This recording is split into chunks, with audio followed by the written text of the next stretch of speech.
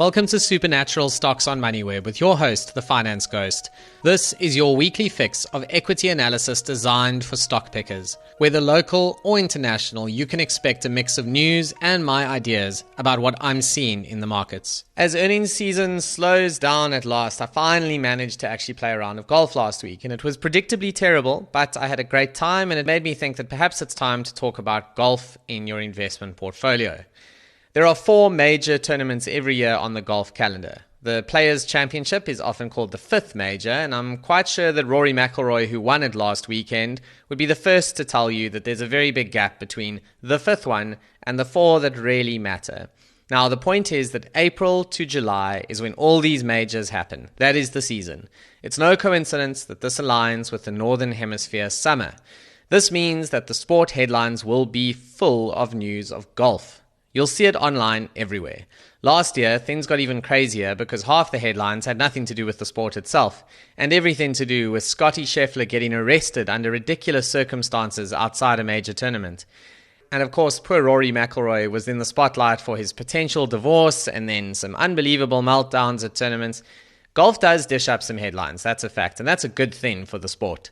In the same way that Drive to Survive has created a new generation of Formula One fans and cemented a lot of interest for older fans, Netflix's Full Swing has done the same for golf.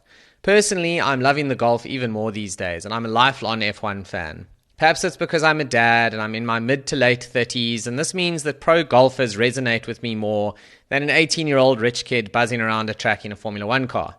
Either way, the point is that sport is just another form of storytelling, and people really do love stories. Netflix's $400 billion market cap is proof of that. But is there a way for you to invest in golf directly? Let's begin with how not to do it. Topgolf Callaway. This thing is about as appealing as hitting your drive onto the wrong fairway with one of those monstrous fades where you're just thankful that you aren't playing a hole next to any houses or cars. Much like that golf ball, Topgolf Callaway truly lost its way.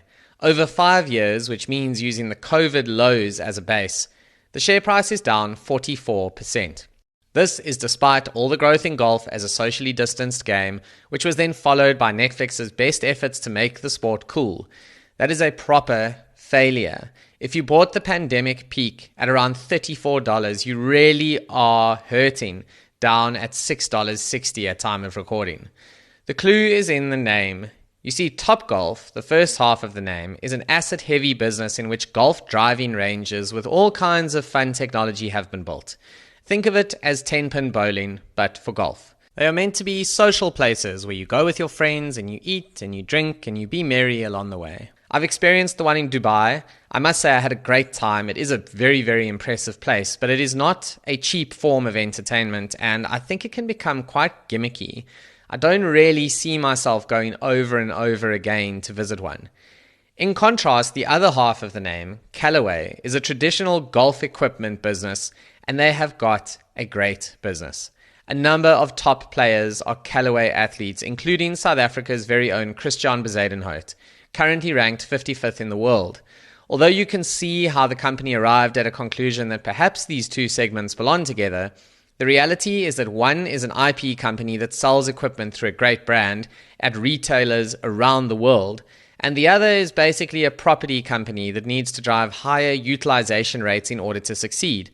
The fact that people are hitting golf balls in both contexts is a terrible red herring, as the share price performance confirms. Unfortunately, Topgolf has really dragged them down over the years. And they seem to have finally arrived at the conclusion that these things do not belong together. They announced plans in late 2024 to split Topgolf and Callaway into separate companies in 2025.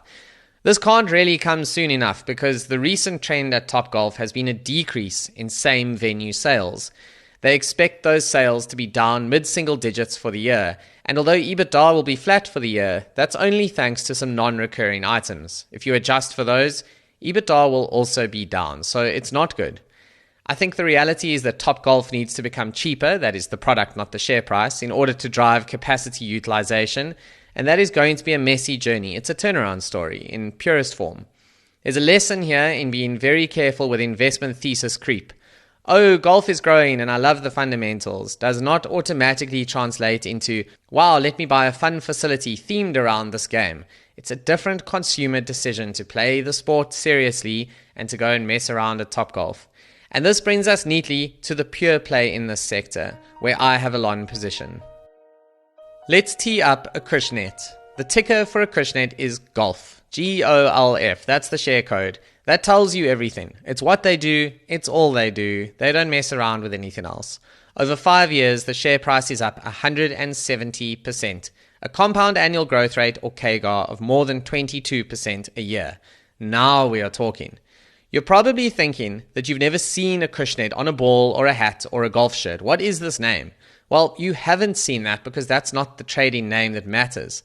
Ever heard of Titleist? Ever heard of the Pro V1 ball?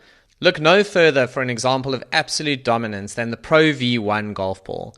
9 times more usage on professional worldwide tours than its next competitor. That is insane. The ball is basically a meme, with online golf content creators often making jokes themed around the lengths you would go to in recovering a Pro V1 on the golf course from a hazard. Now, sadly, if you want the clubs used by the best in the world, Scotty Scheffler and Rory McIlroy, you would have to approach the private equity shareholders in TaylorMade, which was bought out of Adidas several years ago. But in Acushnet, you're at least getting Titleist clubs, and there are plenty of pros that use them, even if you're not getting your hands on the best of the best.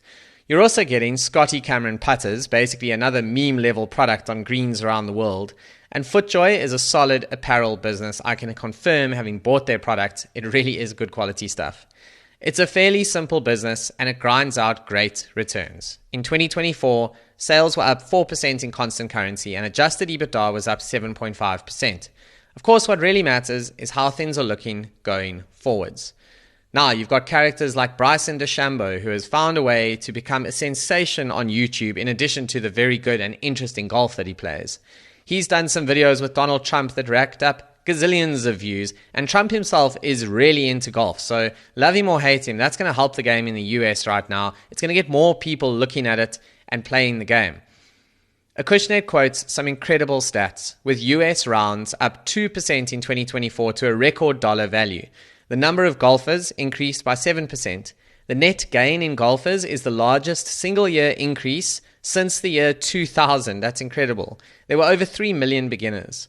Sure, outside of the US, the macroeconomic backdrop isn't quite as rosy and the game isn't as affordable, but in the US, which has got immense spending power, things are going in the right direction. As we head into another majors season, I am happily long Acushnet. I'm pretty sure I'll still be long by the end of the season, and I'll probably be long by the end of the next season as well.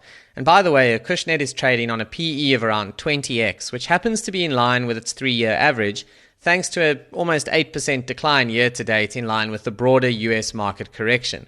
If anything, I'm tempted to add to my position going into the majors season.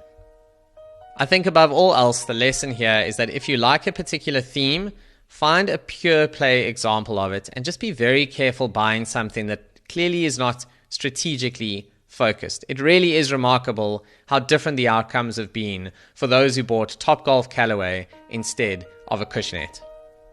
There's no such thing as an opportunity without risk, and these are merely my opinions on the stocks covered herein. Make sure that you do your own research, form your own views on the market when doing anything in your portfolio.